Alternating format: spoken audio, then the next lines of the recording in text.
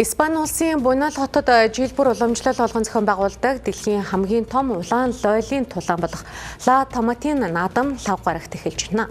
Тус хотын захиргааны мэдээлснээр 79 дахь удаагийн наадамд оролцох 22 мянган тасалбар 3 дахь жилдээ дараалан бүрэн борлогджээ. За мөн мягмар гарагт 150 тонн улаан лойлыг 7 ачааны машинд ачиж тулаанд бэлтгэсэн байна. Энэхүү уламжлалт тулаан нь яг 1 цагийн турш үргэлжлэх бөгөөд оролцогчид тосолсон шон руу авирч оройд нь өлгсөн гахаа махыг авах тэмцээнээр эхэлдэг байна. Наадамд ашиглаж буй улаан лойл нь хүний хүнсэнд хэрэглэхэд тохиромжгүй хит боловсрч зөөлрсөн байдаг бөгөөд бусдыг гэмтээхээс сэргийлж шитгэхээс өмнө заавал бяцалсан байх хатуу дүрмтэй ажээ.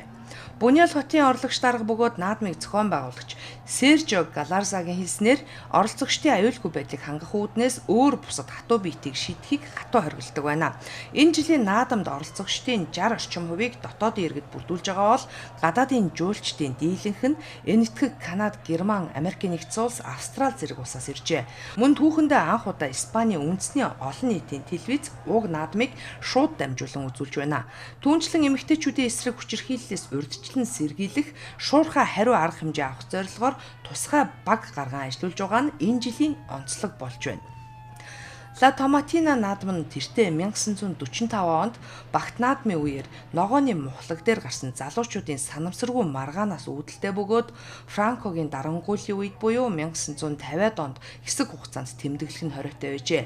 Ердөө 9,000 орчим оршин суугчтай тус жижиг хотод зохиогддог уг наадамд 50 гаруй мянган хүн цугларч ачаалал хэтэрсэн тул 2013 оноос эхлэн тасалбарын систем нэвтрүүлж оролцогчдын тоог хязгаарлах болжээ.